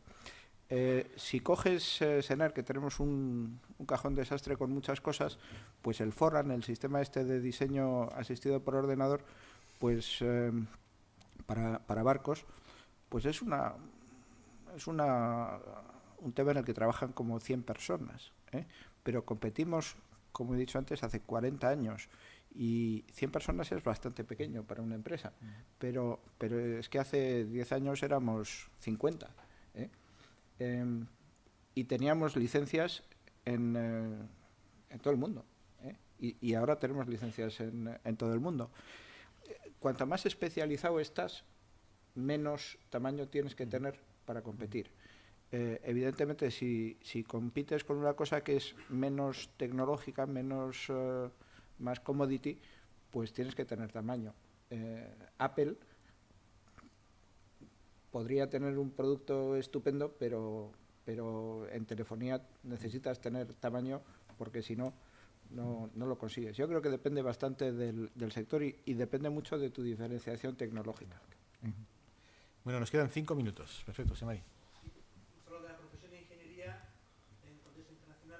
Una pregunta sobre la ingeniería industrial dentro de las ingenierías. Que en cada España tiene mucha fuerza, está regulada y tiene un papel y un peso, creo que en el extranjero no. ¿Alguna valoración sobre eso, dentro de las ingenierías, la ingeniería industrial, que más generalista, la gente que entra a trabajar o tiene que ser más especializada, va con el extranjero sobre el tema? Bueno, yo contestaría a esa pregunta dando un ejemplo y un ejemplo personal, ¿no? En mi experiencia yo he estado llevando la dirección técnica de Indar, y en Indar hacemos máquinas eléctricas rotativas, y yo mi especialidad soy ingeniero industrial, especialidad eléctrica, ¿no? Y en Indar, en mi etapa de Indar, o sea, en Indar tienes que estar utilizando continuamente conceptos de transmisión de calor, o sea, cómo se refrigera la máquina, temas de aislamiento de la máquina, conceptos mecánicos. O sea, hay aplicaciones hidráulicas donde todos los esfuerzos del rodete de la turbina son transmitidos a los rodamientos o cojinetes o estructura de la máquina, ¿no?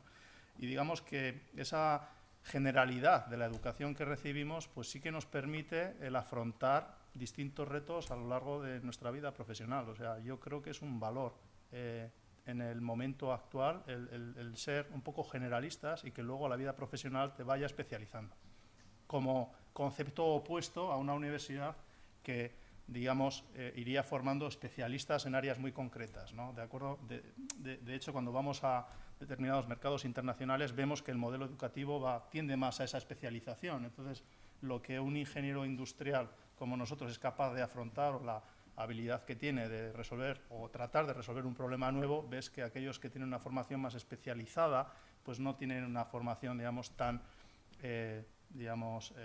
no tienen esa capacidad, o les cuesta más que a nosotros el hacerlo. Jorge, que creo que te he entendido que Sí. Todos los gestores sois ingenieros menos el financiero. Sí, sí. Bueno, hay algún abogado también.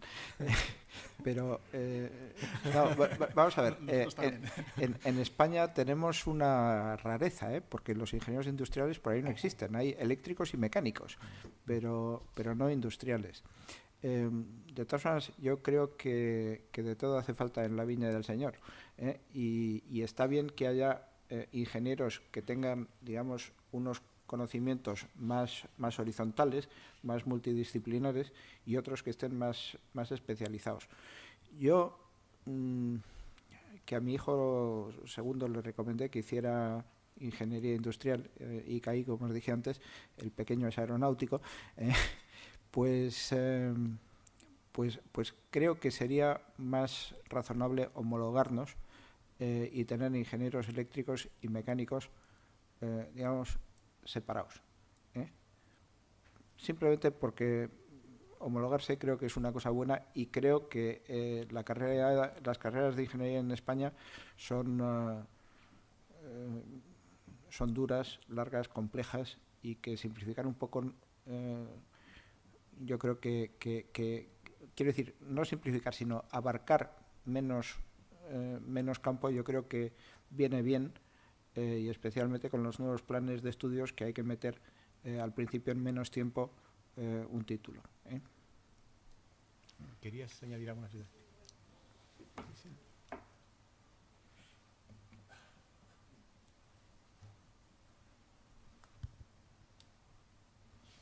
Sí, hola.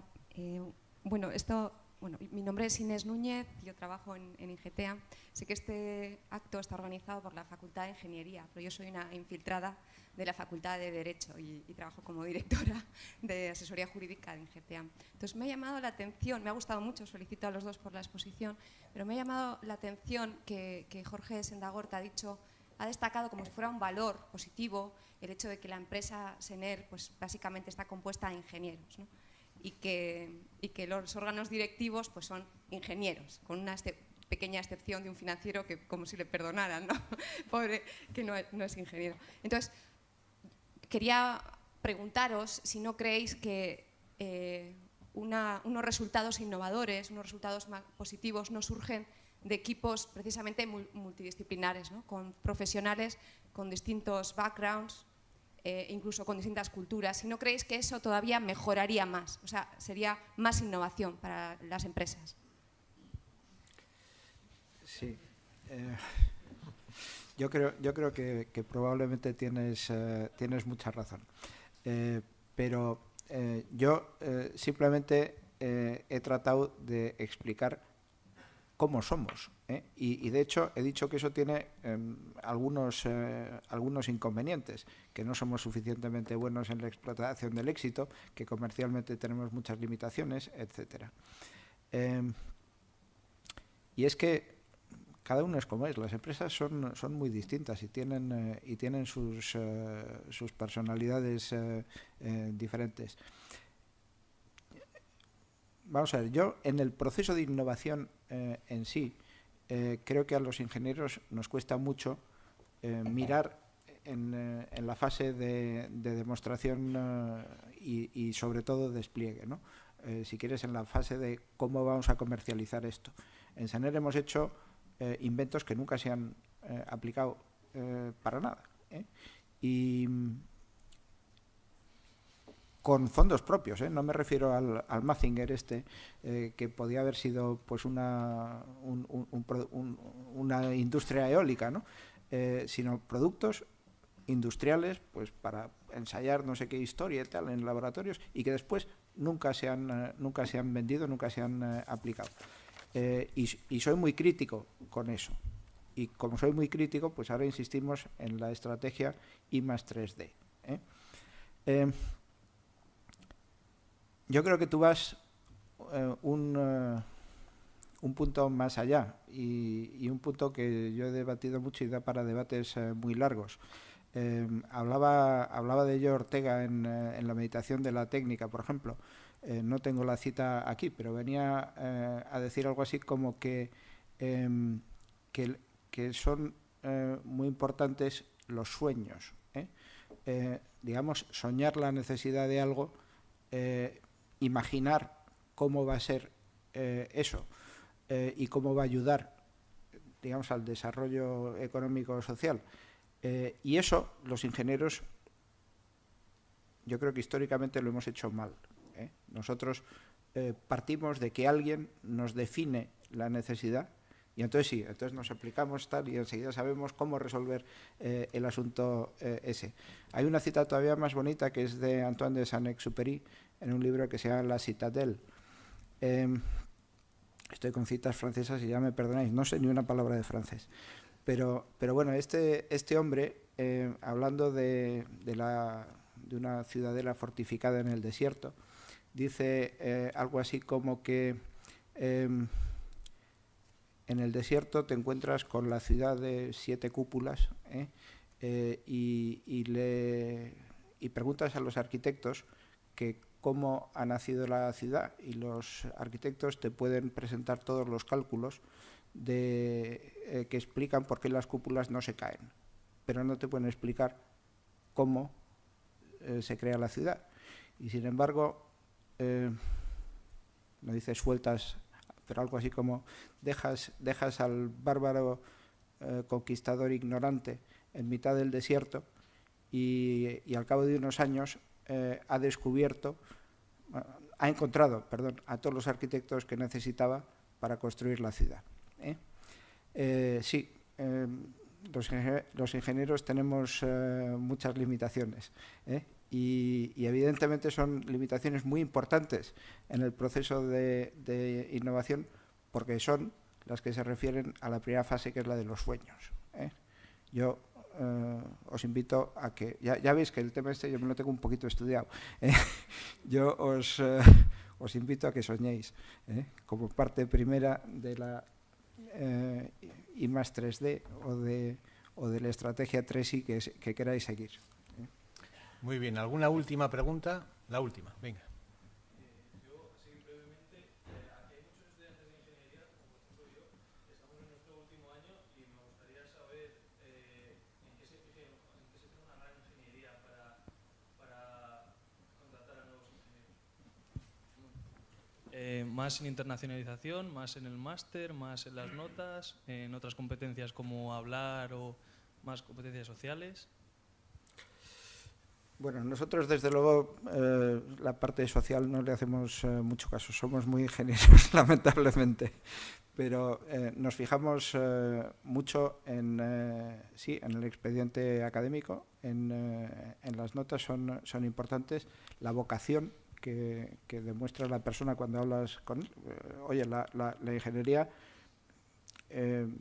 vamos a ver, el director general de SENER que me precedió decía que es el negocio con menor retorno económico sobre el capital intelectual empleado, o sea que a lo mejor pues un ingeniero después de una formación dura, que tiene una cabeza que devora números y planteamientos y es racional y no sé cuál, tal, decide que lo suyo es la banca de inversión, que ahí va a tener mucho mejor rendimiento. Pues puede ser. Nosotros le damos mucho valor a la gente que tenga vocación en ingeniería. Y desde luego los idiomas y la movilidad pues antes eran menos importantes, pero ahora son importantísimos. Yo diría que hay 3 componentes básicas que buscas en cualquier persona que quieres incorporar a tu organización. Una de ellas es la capacitación que tiene para desempeñar la función que esperas de él. Otro de los factores es la experiencia y el tercero sería la actitud que muestra frente a ese trabajo, ¿no? Yo creo que la prescindible es la experiencia, porque la experiencia se gana con el tiempo. Lo importante es que haya buena capacitación y eso para un recién graduado efectivamente es currículum, y luego actitud y valores que los muestras, la persona los muestra en la entrevista que tienes de trabajo, ¿no? Y ahí es muy importante pues la capacidad de comunicación y la capacidad de sintetizar, si quieres. Yo creo que esos son para mí 2 valores muy importantes. Una persona que tiene capacitación, que tiene una actitud hacia el trabajo adecuada y que encima tiene buenas dotes de comunicación, yo creo que reúne unos buenos requisitos para ser un compañero nuestro. Muy bien, bueno, yo creo que hemos tenido una sesión de ingeniería innovadora internacionalizada muy interesante. No sé si me permite la organización media pregunta, que me están pidiendo ahí media pregunta, media, ¿eh? Me gustaría decir una cosa y preguntarle a Jorge. Más que nada porque es un poco bicho raro, porque no soy estudiante, no soy profesor. Empiezo otra vez. Me gustaría hacer una pregunta a Jorge, porque yo básicamente, lo que decía, ¿no? Me siento un poco bicho raro, ¿no? No soy estudiante, tampoco soy profesor, y bueno, yo soy pues un director de una compañía, ¿no? Que tampoco es español. Yo soy el director general de una compañía, que es una subsidiaria de una compañía inglesa, que tiene una empresa aquí, manejamos negocios de esta compañía inglesa en Portugal y España. Y somos suministradores de las dos compañías. Y los conozco un poquillo, ¿no? Lo cierto es que conozco bastante más en el que en GTA, aunque le hemos suministrado equipos, y sí que reforzar que efectivamente la estrategia de Sener se nota, se palpa en Sener. No cuando va a Sener a Madrid o aquí a Bilbao, se palpa en estrategia. Y la parte de las DES, que la ha comentado, que es la demostración, la verdad es que como innovación nos sirve también a nosotros. Nosotros, esa experiencia de Sener en plantas que está operando y donde está aprendiendo a seguir innovando, nos está sirviendo a nosotros a aprender también, aprender cómo funcionan nuestros equipos y cómo podemos innovarlos. El problema es que esa innovación parte hacia y nuestros vehículos ahí pues son los que desarrollarán los nuevos productos innovadores, no se quedarán aquí. Pero bueno, eso es una experiencia que el decir cómo esa estrategia de Sener también afecta a otras compañías. Y la internacionalización de Sener afecta a compañías que estamos aquí y estamos internacionalizándonos, que yo no puedo, porque solo puedo trabajar en España y Portugal, pero que mis equipos a través de estas compañías internacionalizan. Bueno, la pregunta era para Jorge, y era para decirle, has comentado una cosa que era un claro ejemplo de vuestra internacionalización, basada en proyectos como Gemasolar, como la planta de Sagás, donde habéis aprendido y habéis hecho un proyecto impresionante en Gate, o Dunkerque, ahora mismo. La falta de inversiones en España va a hacer muy difícil, desde mi punto de vista, que Sener, porque al final, cuando alguien va a innovar y va a hacer una planta, necesita gente que confíe en él, y en Sener confía España. Y esas plantas que han construido aquí, le han servido para construir otras plantas fuera, para aprender a innovar. Con la falta de inversiones en España, parece que los proyectos futuros, ¿dónde va a innovar Sener? ¿Va a haber clientes extranjeros que sean capaces de creer en Sener para empezar a innovar con ellos? No lo sé. Es una pregunta que dejo ahí. Pues si en vez de pregunta tuvieras respuesta, teníamos que hablar tú y yo en términos comerciales, ¿eh? Sí, tienes mucha razón, ¿eh? En estos momentos tenemos un pequeño drama. El drama consiste en que este proceso de inversión en España pues se ha mantenido más o menos hasta el año 2009-2010, y después ha desaparecido. Y desaparecido quiere decir que nuestro mercado doméstico ha desaparecido, ¿eh? Me da igual que sea para el Ministerio de Defensa, para el Ministerio de Fomento, entendiendo por Ministerio de Fomento toda la obra pública civil española, que sea para las refinerías, todas están puestas al día recientemente, ciclos combinados, está construido pues 4 veces la capacidad que necesitamos, renovables, no se va a hacer ni una, etcétera. O sea, ha desaparecido completamente. A pesar de que ha desaparecido hace ya 3 años, pues nosotros hemos conseguido crecer un poquito, ¿eh? Aquí entran en contradicción, o si quieres en conflicto, factores distintos, ¿no? Uno es que cuando tu mercado es España en un porcentaje muy alto y de pronto tu mercado es el mundo en ese porcentaje muy alto, pues el tamaño de tu mercado se ha multiplicado por muchas veces, ¿eh?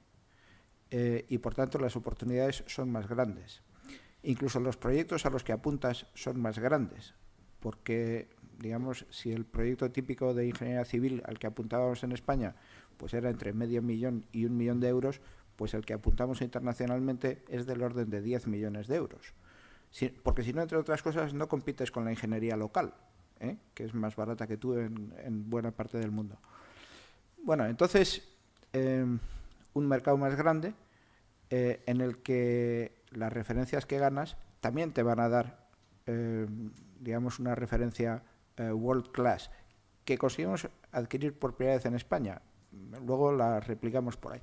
De manera que mantener, incluso aumentar el tamaño de los proyectos, de momento lo estamos consiguiendo.